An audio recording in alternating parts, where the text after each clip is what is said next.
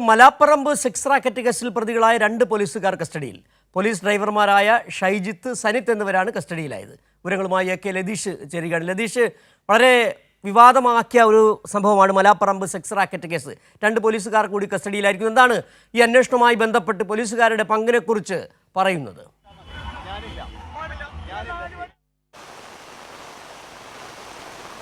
സിജു, ഇന്നലെ രാത്രിയാണ് 2 പോലീസുകാരെ നടക്കാവ് പോലീസ് കസ്റ്റഡി എടുക്കുന്നത്. പോലീസ് ഡ്രൈവർമാരായ ഷൈജിത്ത്, സനിത്ത് എന്നിവരാണ് പോലീസ് കസ്റ്റഡിയിലുള്ളത്. ഞാനിപ്പോൾ നിൽക്കുന്നത് കോഴിക്കോട് ടൗൺ സ്റ്റേഷനിലാണ് അവർ ഇപ്പോൾ ഉള്ളത്. ഇവിടെ നിന്നും നടക്കാവ് സ്റ്റേഷനിലേക്ക് കൊണ്ടുപോകുമെന്നാണ് അറിയിച്ചിരിക്കുന്നത്. ഈ സെക്സ് റാക്കറ്റ് കേസുമായി ബന്ധപ്പെട്ട് ഈ നടത്തിപ്പുകാർക്ക് ഇവർ വലിയ സഹായം ചെയ്തു എന്നും അതിന് പ്രത്യുപകാരമായി പണം ഈ പോലീസ് ഉദ്യോഗസ്ഥർക്ക് ലഭിച്ചുവെന്നും പോലീസിൻ്റെ പ്രാഥമിക അന്വേഷണത്തിൽ വ്യക്തമായിരുന്നു. ഇതിൻ്റെ അടിസ്ഥാനത്തിലാണ് ഈ 2 പോലീസുകാരെയും പ്രതി ചേർത്ത ഉടൻ തന്നെ പോലീസ് ഉദ്യോഗസ്ഥർക്ക് സസ്പെൻഷനും ലഭിച്ചു. ഇതേ തുടർന്ന് ഇവർ ഒളിവിൽ പോവുകയായിരുന്നു. ഒളിവിൽ പോയ പ്രതികൾക്കായി പോലീസ് വലിയ തോതിലുള്ള അന്വേഷണം നടത്തി. ഇതിൻ്റെ അടിസ്ഥാനത്തിലാണ് താമരശ്ശേരി വെച്ച് പ്രതികളെ പോലീസ് പിടികൂടിയത്. നിലവിൽ ടൗൺ സ്റ്റേഷനിലാണുള്ളത്.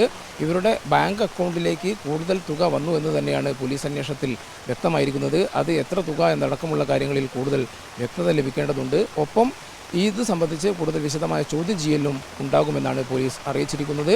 എന്തായാലും ഈ സെക്സ് റാക്കറ്റ് കണ്ണികൾക്ക് അല്ലെങ്കിൽ ഈ അനാശാസ്യ കേന്ദ്രം നടത്തിയ ആളുകൾക്ക് ഏറ്റവും അടുത്ത ബന്ധമുണ്ടായിരുന്ന പോലീസ് ഉദ്യോഗസ്ഥരാണിപ്പോൾ പിടിയിലായിരിക്കുന്നത്. സിജു, രതീഷ്, ഈ 2 പോലീസുകാർക്ക് മാത്രമേ ഇതുമായി ബന്ധപ്പെട്ട് പങ്കുണ്ടായിരുന്നുണ്ടോ? അത് കൂടുതൽ അന്വേഷണത്തിൽ കൂടുതൽ പേർ ഇതിൽ ഉൾപ്പെടാൻ സാധ്യതയുണ്ടോ നിലവിൽ?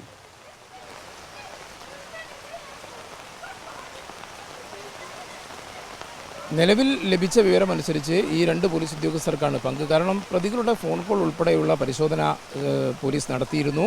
ആ പ്രതികളുടെ ഫോൺ കോളിൽ നിന്നാണ് പോലീസ് ഉദ്യോഗസ്ഥരിലേക്ക് എത്തുന്നത്. തുടർന്ന് ഇവരുടെ ബാങ്ക് അക്കൗണ്ടുകൾ പരിശോധിച്ചപ്പോൾ ഇവരുടെ ബാങ്ക് അക്കൗണ്ടുകളിലേക്ക് പണം എത്തിയതായും വിവരം ലഭിച്ചു. ഇതേ തുടർന്നാണ് ഇവരെ പ്രതി ചേർത്തതും ഇവർക്കായി പോലീസ് അന്വേഷണം നടത്തിയതും.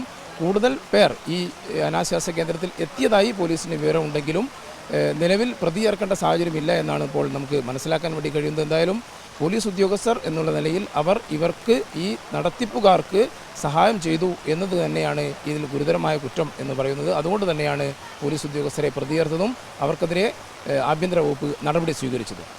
സിജു.